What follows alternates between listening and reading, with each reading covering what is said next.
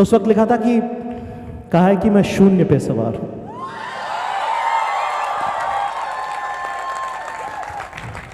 कुछ कविता आपने सुनेगी, बस कॉन्टेक्स्ट बता रहा हूं मैं कि वो कहाँ आई। वो ट्रेन में मैंने लिखी थी। कहा है कि मैं शून्य पे सवार हूं, बेअदब समय खुमार हूं, अब मुश्किलों से क्या डरूं, मैं खुद कहर हजार हूं, मैं शून्य पे सवार हूं। कि ऊंच नीच से परे मजाल आंख में भरे मैं लड़ पड़ा हूं रात से मशाल हाथ में लिए। कि ऊंच नीच से परे मजाल आंख में भरे मैं लड़ पड़ा हूं रात से मशाल हाथ में लिए। न सूर्य मेरे साथ है तो क्या नहीं ये बात है, वो शाम को ही ढल गया, वो रात से था डर गया, मैं तो जुगनुओं का यार हूं, मैं शून्य पे सवार हूं, मैं शून्य पे सवार। माशाल्लाह, बहुत ऊपर। ये तो पीयूष भाई की एक्सटेंशन लग रही थी मुझे। हाँ, उसका स्टाइल थोड़ा वैसा ही है। तो उसके बाद जब आप बड़े शहर में बेरोजगार होते हो ना, जब काम ढूंढने, बेरोजगारी की सबसे कमाल की बात ये होती है कि पता नहीं होता है ना कब बंद हो जाएगी। तो मेरे दोस्त है विश्वास, वो भी आ गया दिल्ली और हम दोनों साथ रहने लगे। और बड़ा मतलब बेरोजगारी में तो पता नहीं होता, कोई बुला लेगा, कितने भी पैसे लग सकते हैं। तो हम एक ही वक्त खाना खाते थे और दूसरे वक्त हम ऐसे एक डिनर करते थे, लंच वंच का सीन नहीं था, ठीक है। और कहते हैं ना, कोई शहर अच्छा बुरा नहीं होता, लोग अच्छे बुरे होते हैं, है ना। कि तो इसलिए मतलब ना, मैं बहुत घमंड करना चाहता हूँ पर मेरे पास ऑप्शन नहीं है, क्योंकि मेरे यहाँ तक पहुँचने में इतने लोगों का हाथ लगा है ना कि मुझे पता ही नहीं कि मैं किससे पलट के घमंड करूँ। क्योंकि मैं जिस मकान में रहता था दिल्ली में, पुलिसमैन और जाट, मतलब कॉम्बिनेशन ऐसे बिल्कुल। तो मतलब उनका वैसा था कि पैसे नहीं लूँगा, पैर तोड़ दूंगा मैं उसके। और यही आदमी मुझसे कहता था, 3 महीने किराया नहीं देने के बावजूद भी मुझसे कहता था, पैसे हैं तेरे पास, दे पाएगा। 30 रुपये का टिफिन आता था मेरा, उसमें भी 7-7 हज़ार रुपये को उधार हो जाता था। तो मतलब मैं चाहता हूँ घमंड करना, पर इन लोगों का कर्जा उतरा नहीं है अभी।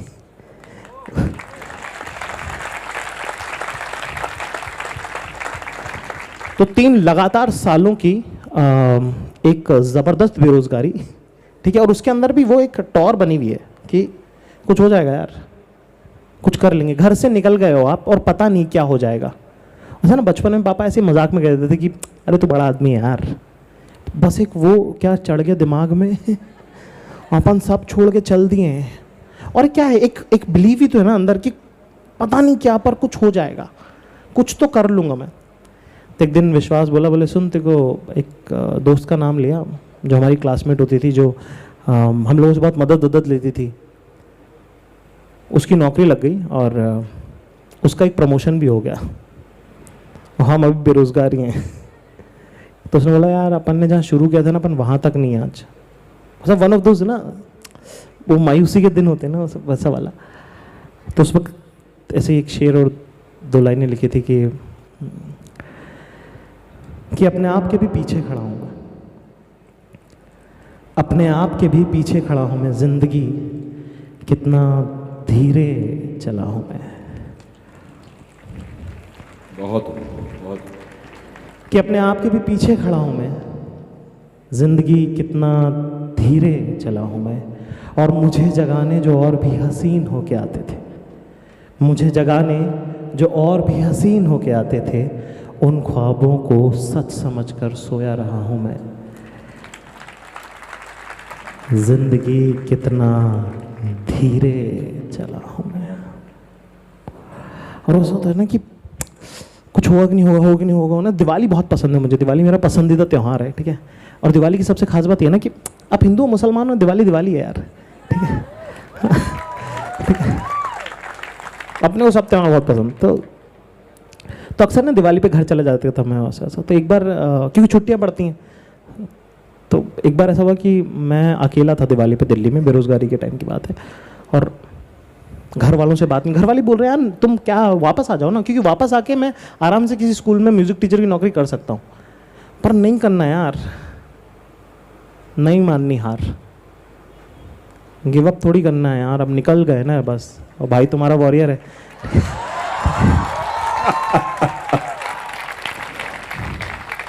तो ना ऐसे बीच बीच में ऐसा होता था कि घर वालों से 8-8 महीने बात होना बंद हो जाती थी। और अपन मैं नहीं कहूँगा छोटे शहर के लोग, बहुत सारे लोग बड़े शहर के लोग भी ऐसे होंगे है ना। कुछ लोग होते हैं बड़ा इमोशनल, अपन ना थोड़ा इमोशनल आदमी है, तो अपना ना ऐसा अपन रिश्तों में काम कर सकते हैं, रिश्ता कायम हो जाएगा ना तो अपन काम कर सकते हैं, अपन ऐसे प्रोफेशनली काम नहीं कर सकते। इसलिए मेरी ज़िंदगी में जितने मेरे बॉसेस रहे ना, मैंने हमेशा उन्हें भाई कहा है, मैंने कभी सर नहीं कहा किसी को, ठीक है, क्योंकि काम करवा नहीं सकता कोई अपने से। प्यार में कर देंगे, जान ले लो प्यार में, भाई से भाई कह के जान मांग लो दे देंगे, सर नहीं हो पाएगा। चलो ये अच्छा है कि भाई बोलते हो, तो मुझे मालूम है कि फ्यूचर में कम से कम काम तो हो ही जाएगा। तो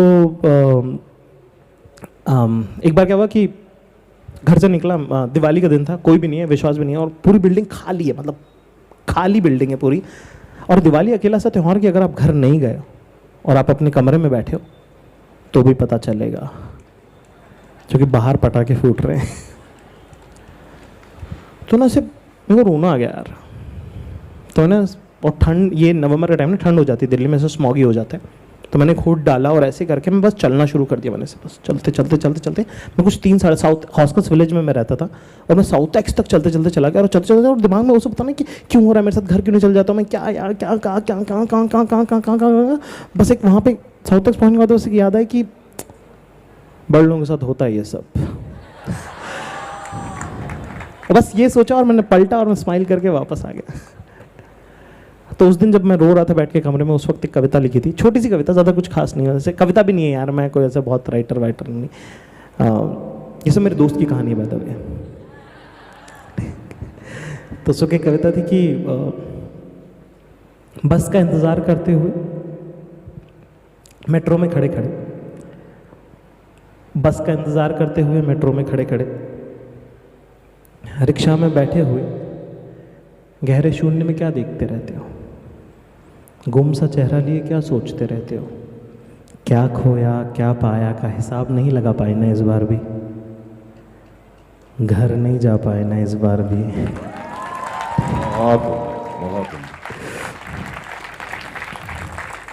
फिर ना अचानक से चीज़ें बदली। एक दिन बात हुई कि साहब नौकरी करोगे क्या, और वो हो जाता ना बिल्कुल बेरोजगारी में, आप इतना दिन रहे होते हो, उसका अपना कंफर्ट है, उसका अपना कंफर्ट है यार, क्योंकि आप बेरोजगारी में ना क्लेम कर रहे होते कि साहब हम सबसे औसम है, आपको पता नहीं हम क्या चीज़ हैं, एक बार रख के तो देखो। और पहली बार कोई कह रहा आओ दिखाओ क्या हो तुम, ज़रा बताना, तो आपके अंदर ना ज़मीर थोड़ा सा ऐसे होता है कि भाई झूठ तो नहीं कह रहे थे अपन के।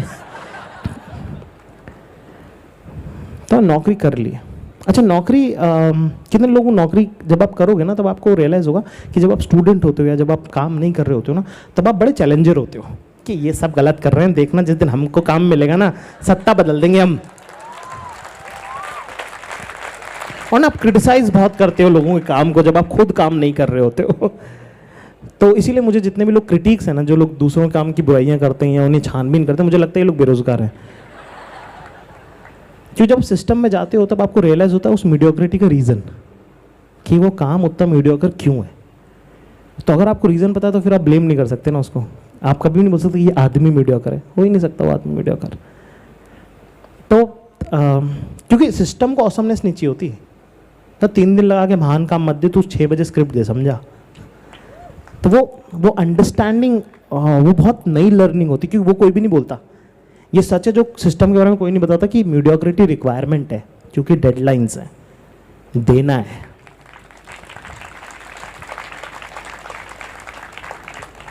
पर घर से तो आप आग लेके निकले थे, घर से तो आप क्रांति लाने के लिए तो निकले थे, या नौकरी करने के लिए थोड़े निकले थे यार आप। तो ना आप सेल्फ डाउट में चले जाते हो कि यार मतलब अपन कहीं वो फसाड, वो भरोसा झूठ तो नहीं है, कि क्या है, अपन सही जा रहे हैं गलत जा रहे हैं, कि यही करने आए थे क्या। यही मतलब रेडियो में एड्स लिखता था मैं, तो वो वाले एड्स होते ना, दिस दिवाली जी हाँ, and I was also writing them. तो उस वक्त एक शेर, एक नज्म लिखी थी, कि एक शेर लिखा था बस कि क्या वो आग नहीं रही ना शोलों सा दहकता हूँ, क्या वो आग नहीं रही ना शोलों सा दहकता हूँ, रंग भी सबके जैसा है सब सा ही तो महकता हूँ। क्या वो आग नहीं रही ना शोलों सा दहकता हूँ, रंग भी सबके जैसा है सब सा ही महकता हूँ। और एक अरसे से हूँ थामे कश्ती को भंवर में, एक अरसे से हूँ थामे कश्ती को भंवर में, तूफान से भी ज़्यादा साहिल से सिहरता हूँ। अब वो आग नहीं रही ना शोले से देखता।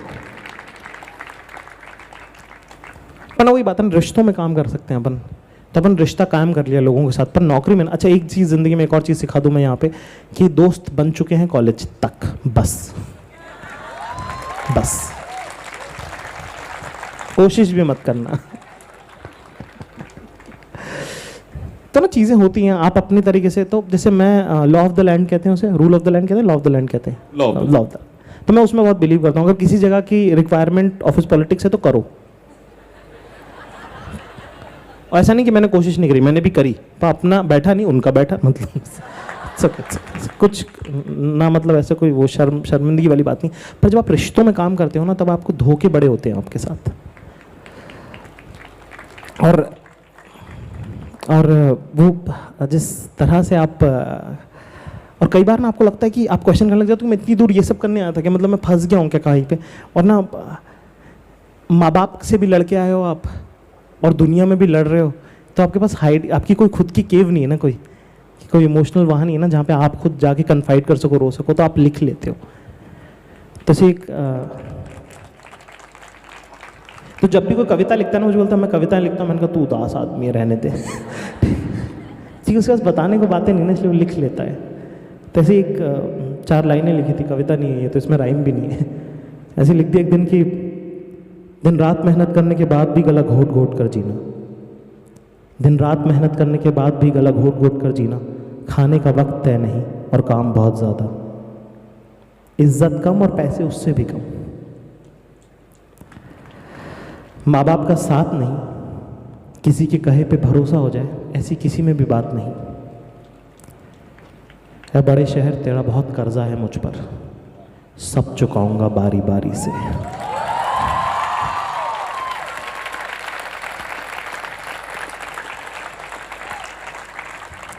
और ना आप लोगों से लड़ तो लेते हो, अपन चटके में लो, अपन तो ऐसे, अपन वॉरियर है ना, तो ऐसे डाउन ट्रॉटन होते नहीं ना कभी, तो इससे लोगों से आप फंस रहे हो, आपके पास कोई जगह नहीं बताने की, तो आप ना ऐसे लिख देते हो कुछ भी। तो जैसे मैंने बड़ा ऐसे जंगजू, आप मेरे जाएंगे ना, तो मैं 2013-14 जब मैं नौकरी करता था, उस वक्त क्या आप अगर मैं स्टेटस पढ़ूंगा ना, तो बड़ा ऐसे आग स्टेटस है वो, ऐसे कुछ भी लिख रखा था, और कुछ पता नहीं ना, कंफर्म नहीं है।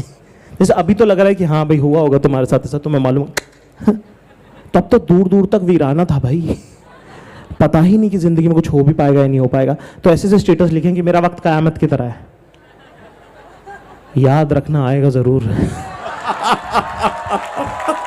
और फंसा, झूठी धमकी, खाली धमकी। हाँ हाँ। और एक बार ऐसे लिख दिया कि, एक बार लिखा था कि मेरी ज़मीन तुमसे गहरी है, याद रखना आसमान भी तुमसे ऊंचा होगा। मेरी ज़मीन तुमसे गहरी है, याद रखना आसमान भी तुमसे ऊंचा होगा। फिर नौकरी छोड़ दी, नौकरी छोड़ने के बाद कुछ पर्सनल लाइफ में भी हुआ, और वो ना मतलब दिल्ली शहर में घूमना इम्पॉसिबल हो गया था, क्योंकि यार वो रेस्टोरेंट तो वहीं रह जाते हैं ना। और वो वेटर तो दोबारा पूछता है टेबल फॉर 2।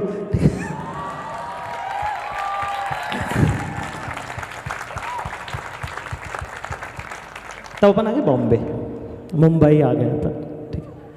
और जब मुंबई आए ना, तो मुंबई शहर की बड़ी कमाल की बात है कि यहाँ पे ना ये ना बड़ा मेला है, मुंबई शहर मेले के जैसा है। तो जब तक आप अपने दोस्तों के साथ हो तब तक सब कुछ चमकदार है, जहाँ उनका हाथ छूटता है ना बहुत तन्हाई लगती है। इसीलिए ये ऐसा अकेला वाहिद शहर है जहाँ हाउस पार्टीज का कल्चर है, क्योंकि सब तन्हा और कोई किसी को बता नहीं रहा, सब कर मेरे घर आ जाएगा प्लीज।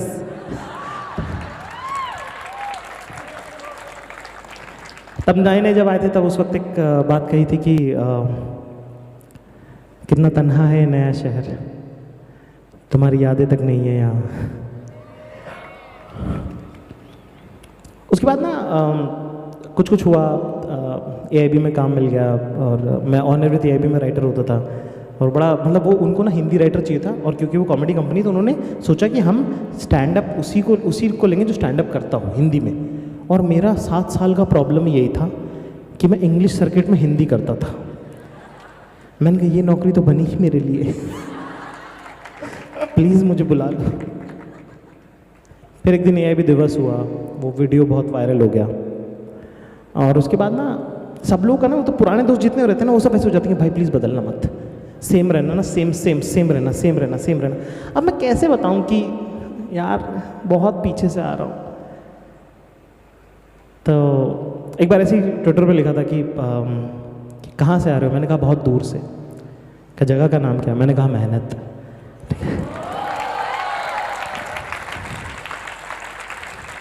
तो मैंने उस सब के जवाब में कि मैं बदलूंगा कि नहीं बदलूंगा, मैंने एक छोटी सी 4 लाइनें लिखी, सुना देता हूँ आपको। कहा है कि भूख देखिए, भूख देखिए, देखिए तिरस्कार करती आंखें, कदमों से चल चल कर रास्तों को नाम बदलते देखा है, अपने टूटे हुए स्वाभिमान के साथ खुद को काम बदलते देखा है। देखिए ना उम्मीदी अपमान देखा है, ना चाहते हुए भी माँ बाप का झुकता आत्मसम्मान देखा है, सपनों को टूटते देखा है, अपनों को छूटते देखा है, हालात की बंजर ज़मीन फाड़ कर निकला हूँ, हालात की बंजर ज़मीन फाड़ कर निकला हूँ, बेफिक्र रहिए मैं शोहरत की धूप में नहीं जलूँगा।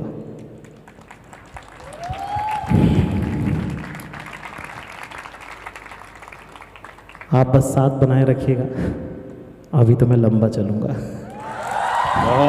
बहुत उम्दा। एक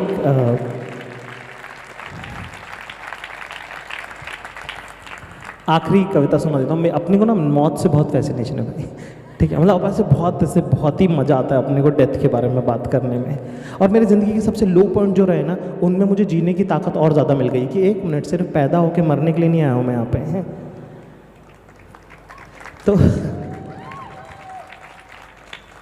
तो 2009 जब 2009-10 में एक शेर लिखा था एक बार कि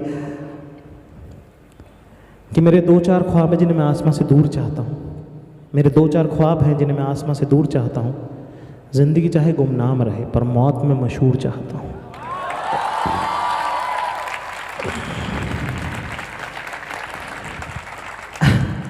प्लेन में जब बादलों में जब प्लेन गड़गड़ाता है तो अब 1-2 बार अपने को ना बिजनेस में बैठने का मौका मिला मतलब ऐसे, ठीक है, बड़ी प्रिटेंशियस जगह।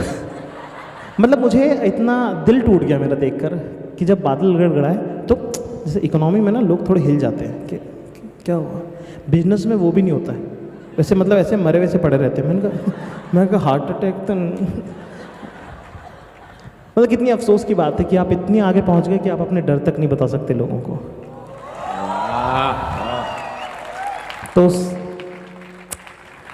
तो मैंने एक फिल्म देखी थी नौनिहाल, उसमें किसी बहुत एक्स प्राइम मिनिस्टर की एक फ्यूनरल की तस्वीर है और मैं 14 साल का था और मेरे को वो हो गया कि खाऊं ऐसी चीज़ ज़िंदगी में। तो मेरे को जो पसंद आता है मेरे को लगता है ये भी खाऊंगा मैं। जैसे मैंने न्यूक्लिया का राजा बाजा का वो देखा था लॉन्च, NSCI डोम कहते हैं उसको, हाँ। तो मेरे को हो गया स्टेडियम खाना है। साल भर बाद जब मुझे मौका मिला अमेज़न प्राइम का स्पेशल करने का, तो उन्होंने कहा करोगे यहाँ रंग मंदिर में या यहाँ करोगे? मैं कहा नहीं, ताल कटोरा स्टेडियम खाऊंगा। तो बड़ा ऐसा वो वाली बात है ना कि मेरे को ना वैसे मेरा मन है तो जब भी प्लेन गड़गड़ करता है ना तो मुझे ऐसा लगता है कि पहले लगता था कि यार मर गया तो किसी को नहीं पता चलेगा कि मैं क्या करना चाहता था ज़िंदगी में, पर अब मुझे लगता है कि इनफ अनरिलीज्ड फुटेज है कि कोई डॉक्यूमेंट्री तो बना ही देगा। फिर मेरा सर्वाइवल टेक ओवर करता है कि भाई डॉक्यूमेंट्री सुपर हिट भी हो जाएगी, तुम्हें पता चलेगा क्या? नहीं ना, बायोग्राफी फ्लॉप भी होगी तो तुम्हारी आंखों के सामने होगी। जीते रहो, जिंदा रहो भाई। तो मैंने एक नज़्म लिखी है जिसके साथ लास्ट कुछ कहा है कि जो मेरे अपने लोग हैं ना, तो मैं जब भी किसी से बहुत नाराज़ हो जाता हूँ ना तो मैं बस उनसे पलट के ये कहता हूँ कि और 1-2 बार से ज़्यादा मैंने कहा नहीं होगा ये। जब मैं किसी से बहुत नाराज़ हुआ तो मैंने बस उनको ये कहा था कि सुनो, मरने पे भी मत आ जाना मेरे। तो हाँ, कहा है कि मेरा सब बुरा भी कहना पर अच्छा भी सब बताना, मेरा सब बुरा भी कहना पर अच्छा भी सब बताना, मैं जब जाऊं इस दुनिया से तो मेरी दास्तां सुनाना। ये भी बताना कि कैसे समंदर जीतने से पहले मैं हजारों बार छोटी छोटी नदियों से हारा था। ये भी बताना कि समंदर जीतने से पहले मैं न जाने कितनी छोटी छोटी नदियों से हजारों बार हारा था। वो घर, वो ज़मीन दिखाना, कोई मगरूर जो कहे तो शुरुआत मेरी बताना। बताना सफ़र की दुश्वारियाँ मेरी, ताकि कोई जो मेरे जैसी ज़मीन से आए उसके लिए नदी की हार हमेशा छोटी ही रहे और समंदर जीतने ख्वाब उसकी आंख से कभी जाए ना। पर उनसे मेरी गलतियां भी मत छुपाना। कोई पूछे तो बता देना कि किस दर्जे का नाकारा था, कह देना कि झूठा था मैं। बताना कैसे ज़रूरत पर काम ना आ सका, वादे किए पर निभा ना सका। इंतकाम सारे पूरे किए पर इश्क अधूरे रहने दिए। बहुत बता देना सबको कि मैं मतलब ही बड़ा था, हर बड़े मकाम पे तन्हा ही खड़ा था। मेरा सब बुरा भी कहना, अच्छा भी सब बताना। मैं जब जाऊं इस दुनिया से तो मेरी दास्तां सुनाना। बहुत भाई, बहुत बहुत उम्दा। जाकिर, मैं आपने इतना कुछ कह दिया है कि मैं ज़्यादा कुछ नहीं कहना चाहता हूँ।